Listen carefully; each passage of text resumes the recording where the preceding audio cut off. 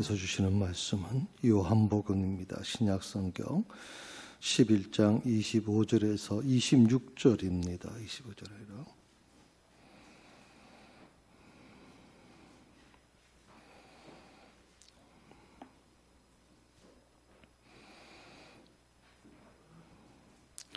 다 자셨으면 자리에 일어나셔서 하나님의 말씀을 들으시기 바랍니다.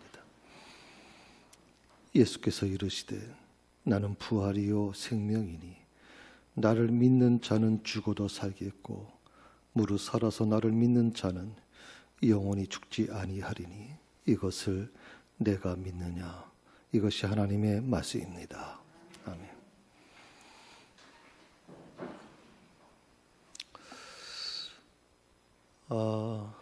요즘 우리 사회를 바라보다 보면 참 답답하다는 생각이 들어요. 가슴이 답답해 오는 게 느껴져요. 어느 시대보다도 지금 우리나라는 잘 사는 시대를 살고 있어요. 우리가 지금까지 생각해왔던 일본이라든지 구라파 유럽에 있는 분들을 생각하면서 참 선진국들은 잘 산다. 근데 우리는 굉장히 힘들게 산다 이렇게 생각을 했어요. 그때는 늘 먹고 사는 문제가 우리한테 그 주제였잖아요.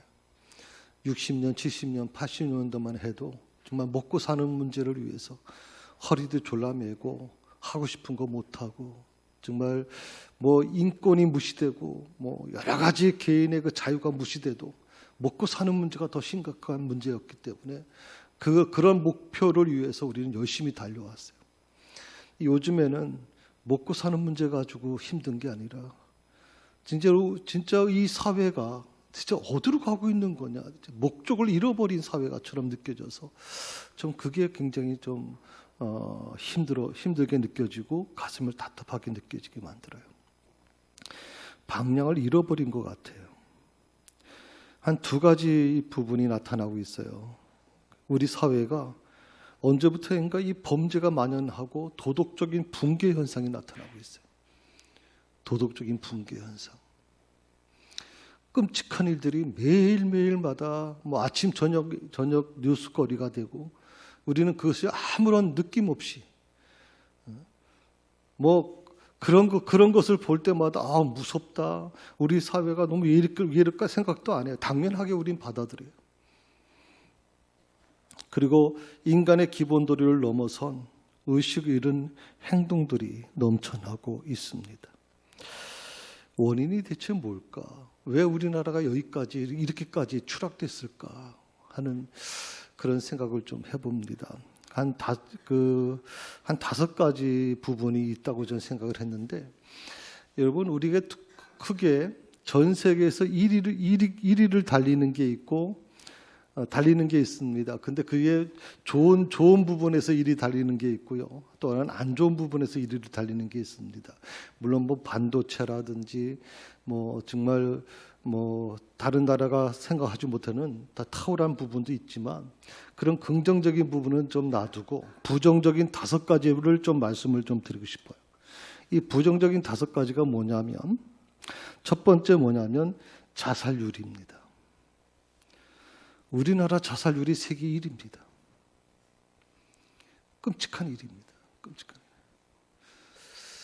일. 먹고 사는 문제 가지고 우리가 열심히 살 때는 자살한다는 게 그게 쉽지 않았거든요. 그런데 요즘에는 참 먹고 사는 문제가 다 많이 해결됐는데도 불구하고 자살률이 전 세계 1위권이 됐어요. 부끄럽죠. 두 번째가 뭐냐면 이혼율이 세계 1위예요. 이혼율. 그러니까 우리나라가 굉장히 가정을 중시 여겼었는데 이 가정 중시 여긴 게 무너지기 시작하는 거예요. 이혼율이 지금 세계 1위다. 세 번째로 성범죄율이 세계 1위.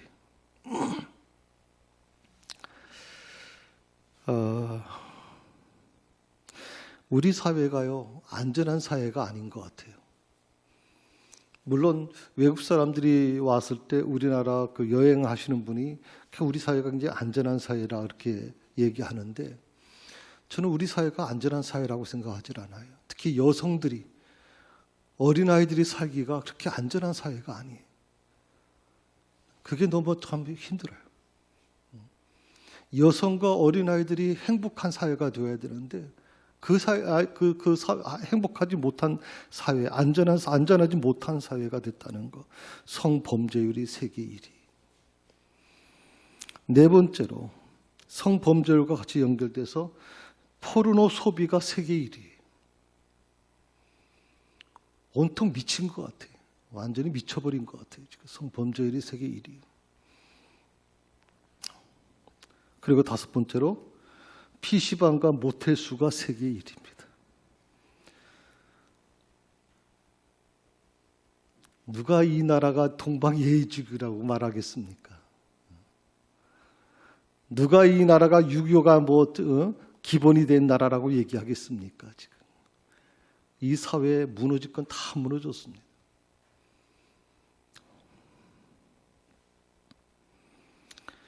그 어느 시대보다도 문명이 발달하고 지식이 폭주하는 시기를 우리가 살아가고 있습니다. 이것은 어떻게 보면 우리 자녀들 때에는 더 심각할 겁니다. 우리가 살아왔던 이 세상과는 또 상상할 수 없는 세상을 우리 자손들은 살아갈 것입니다. 어떻게 보면 지금 초등학교, 유치원, 초등학교의 아이들이 어른이 돼서 20대, 30대가 되는 시점이 되면 우리는 전혀 생각지 못하는 사회가 되고 있다는 걸 느낄 겁니다. 과연 어떤 사회가 될지 때로는 두렵기도 하죠.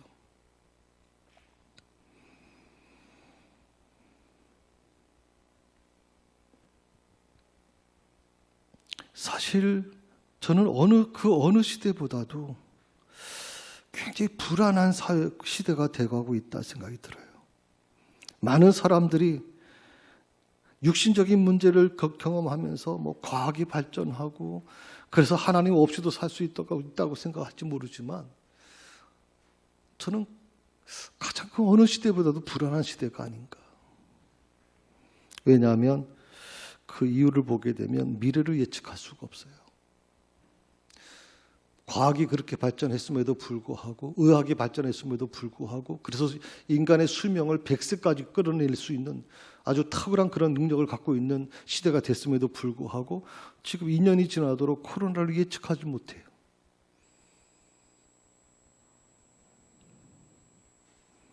어쩌면 이것이 인간의 한계가 아닐까 생각을 해봅니다.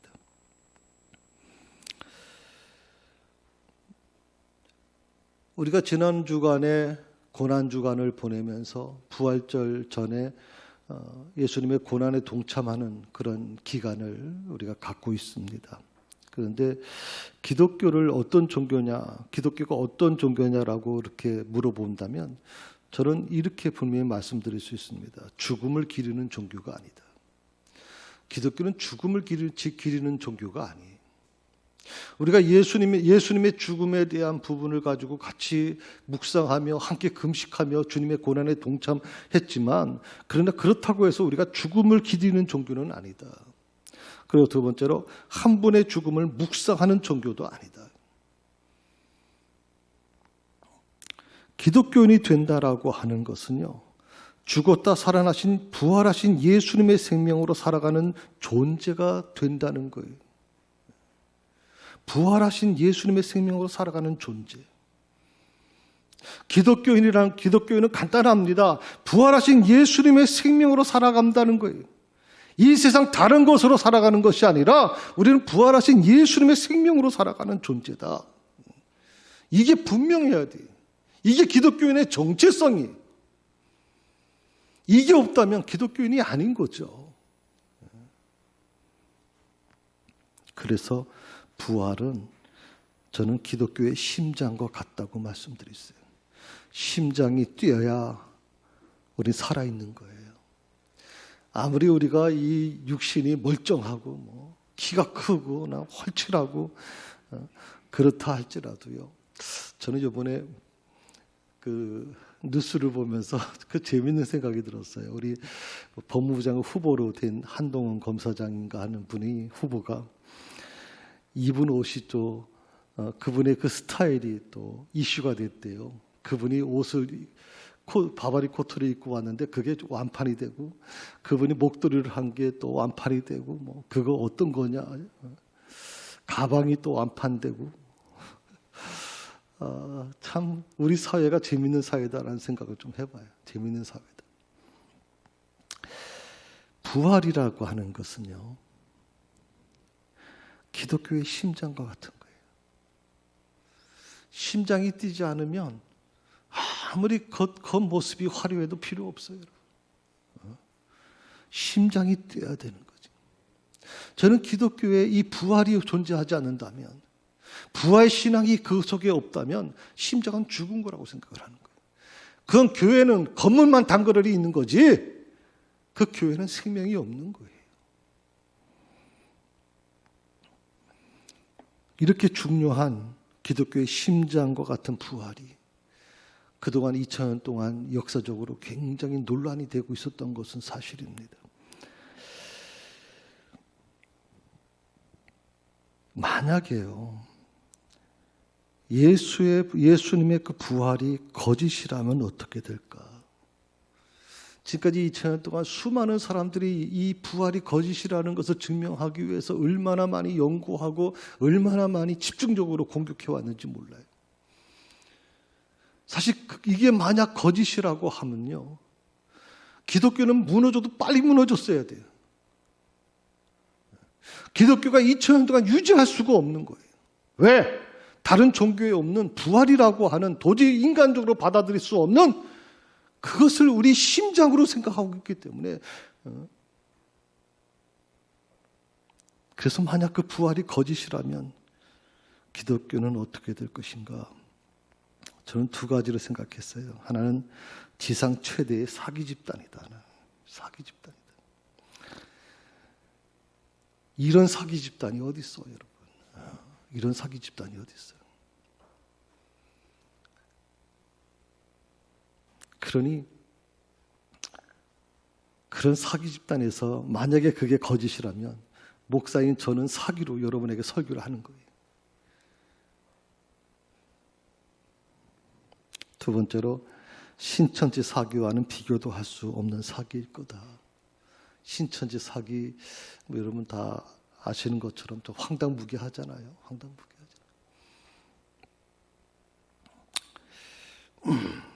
그래서 고린도서 15장 14절에서 바울은 이렇게 얘기를 해요. 예수가 부활하지 못하셨다면, 그렇게 얘기합니다. 우리가 전파하는 것도 헛것이다.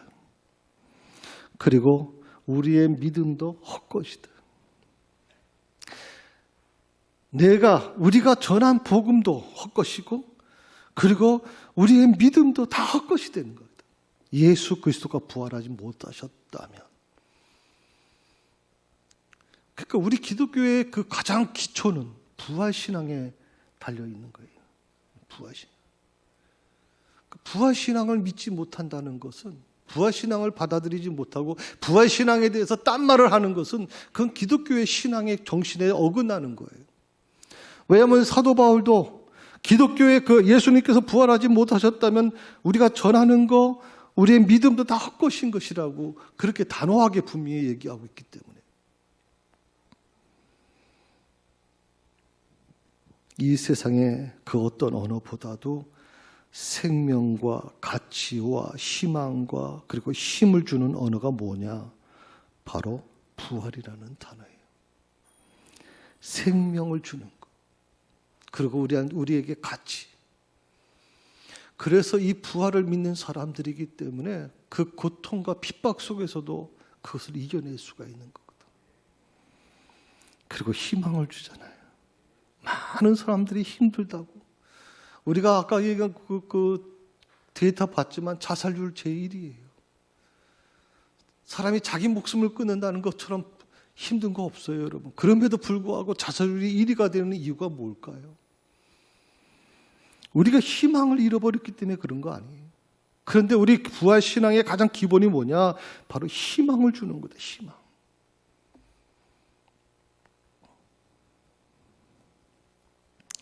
주님은 이렇게 말씀하셨어요. 요한복음 11장 25절에서 26절의 말씀인데 같이 한번 읽어볼까요? 나는 부활이요 생명이니 나를 믿는 자는 죽어도 살게 했고 무릇 살아서 나를 믿는 자는 영원히 죽지 아니하리니 이것을 내가 믿느냐. 나는 부활이요 생명이다라고 분명하게 주님 말씀하셨어요. 그러니까 부활과 생명은 사라지지 않는 거예요. 부활과 생명은 과거로부터 지금까지 앞으로도 사라지지 않을 거예요. 교회의 가장 기본이 뭐냐? 부활과 생명이에요. 그런데 그것을 분명하게 말씀하신 분이 누구냐? 바로 예수님이. 나는 부활과 생명이다. 분명히 말씀하고 있어요. 그 어떤 종교도 할 수 없는 얘기죠. 나는 부활과 생명이다라고 하는. 조금 전에 말씀드린 것처럼 이것이 거짓이라면 2000년 동안 이 기독교는 존재할 수가 없는 거예요. 존재할 수가 없죠.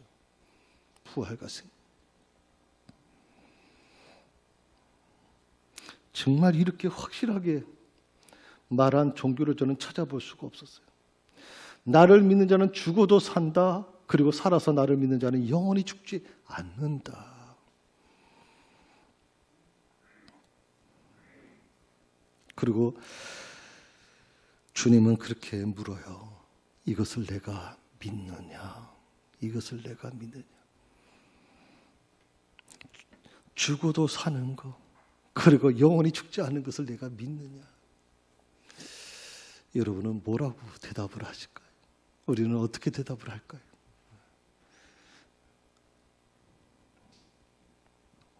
그렇습니다. 주님은 모든 사람들에게 또 한 번의 기회를 주시고 있어요. 새로운 기회다.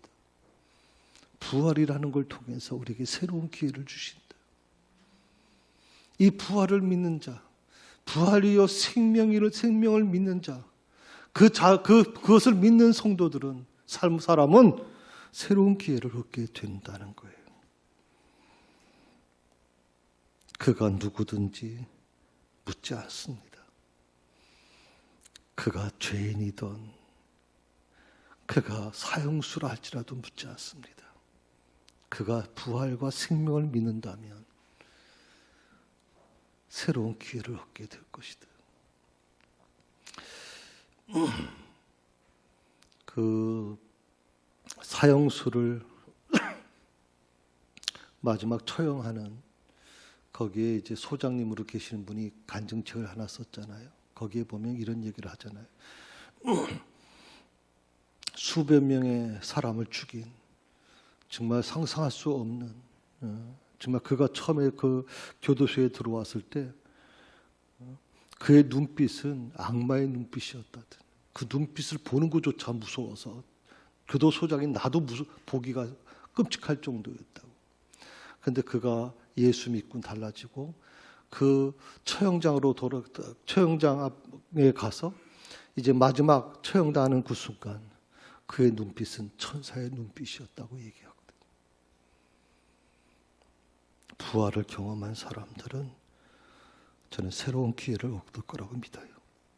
그가 갖고 있는 능력, 그가 갖고 있는 처지와 상관없이 하나님은 그에게 또 다른 새로운 기회를 주시는 것이다. 이것을 내가 믿느냐? 주님이 오늘 나에게 묻고 계십니다. 이 물음에 여러분 뭐라고 대답을 하실 것인가요? 기도하십시다. 하나님 아버지, 저희는 주일 예배마다 2000년 동안 믿음의 선조들이 신앙 고백인 사도신경을 고백하고 있습니다. 장사된 지 사흘 만에 죽은 자 가운데서 다시 살아나셨다고 주님의 부활 사실을 입술로 고백합니다. 이것을 내가 믿느냐? 주님 물음에 아멘으로 고백하는 저희들의 믿음이 되게 하여 주시옵소서. 예수님의 이름으로 기도드립니다. 아멘.